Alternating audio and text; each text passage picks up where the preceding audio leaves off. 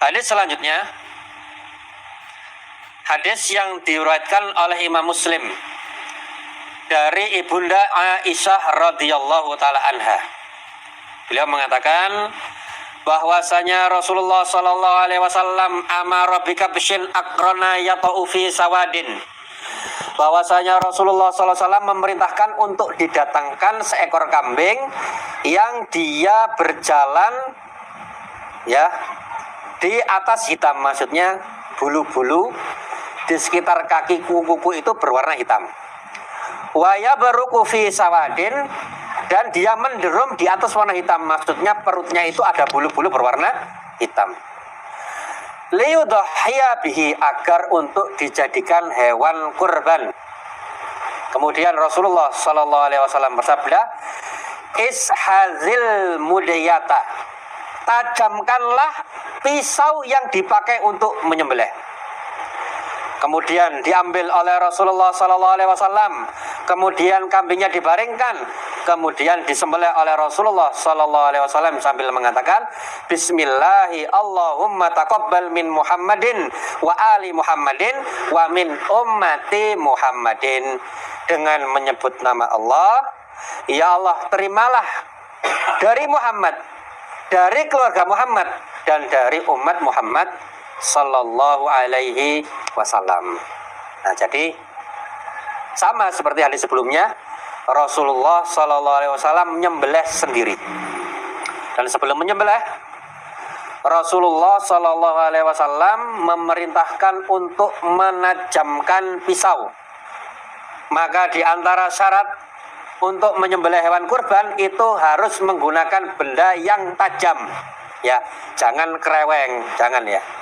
Benda yang tajam, bisa pakai pisau atau kalau orang dulu pakai bambu nggih.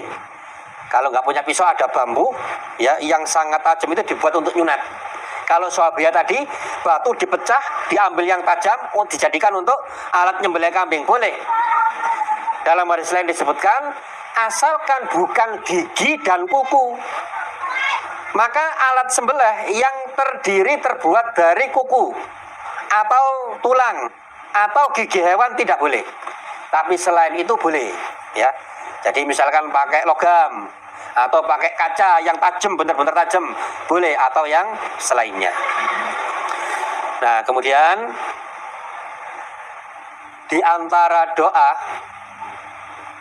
yang diajarkan oleh Rasulullah sallallahu alaihi wasallam itu adalah dengan membaca bismillah Allahumma taqabbal min Muhammadin wa min ali Muhammadin wa ali Muhammadin wa min ummati Muhammadin. Ya Allah, dengan menyebut nama Allah, terimalah dari Muhammad dan dari keluarga Muhammad dan dari umat Muhammad sallallahu alaihi wasallam. Jadi sebagaimana hadis tadi, yang wajib itu bismillah. Kalau takbir sunnah. Begitu pula dengan doa Allahumma taqabbal min fulan fulan fulan, itu juga sunnah. Jadi yang penting bismillah, sembelih. Mau dilengkapi bismillah Allahu akbar, sembelih lebih lengkap. Lebih lengkap lagi bismillahi wallahu akbar Allahumma taqabbal min Muhammad wa min ali Muhammad wa min ummati Muhammadin sallallahu alaihi wasallam. Kalau yang nyembelih namanya bukan Muhammad, Paijo misalkan, gimana? Bismillahi wallahu akbar Allahumma taqabbal min Paijo wa min ali Paijo, sembelih ya. Maka yang namanya berkorban itu ya dari sahibul kurban, atas nama sahibul korban, orang yang berkorban, bukan atas nama sekolahan, bukan atas nama PT. Nah, jadi tadi Rasulullah SAW berkorban 2 ekor kambing. Sahibul korban ini sinten? Rasulullah, nggak pakai istrinya, nggak pakai aku situ, bojo situ, enggak. Kedua-duanya Rasulullah Sallallahu Alaihi Wasallam. Ya, maka yang bisa menjadi sahibul kurban itu adalah person yang beribadah kepada Allah. Nggak bisa satu sekolahan SDN apa misalkan, ya SDN Driorejo, orangnya ada 2000, urunan 10.000, tuku sapi siji. Allahumma taqabbal min sekolah Diorejo. Nah, wa min Ali sekolah Diorejo. Tidak bisa. Sekolah itu bukan person, ya. Nah, maka kalau ada Pak Guru dan Bu Guru ngelatih anak-anak didik siswanya untuk korban, silakan saja, tapi punya kewajiban edukasi. Jangan dibiarkan salah paham. Nah, ini kita latihan sodakoh karena ini tidak sesuai dengan syarat korban, kurang. Harus dijelaskan, jangan dibiarkan akhirnya banyak orang salah paham sampai gede begitu. Ada instansi A mengeluarkan sapi, nanti kantor B mengeluarkan kambing 1, pabrik atau PT kerupuk mengeluarkan sapi 10. Saya belum korbannya siapa? Nggak tahu, pokoknya dari PT ini loh. Terus siapa saya belum korbannya? Yang nggak potong kuku potong rambut siapa? Ya.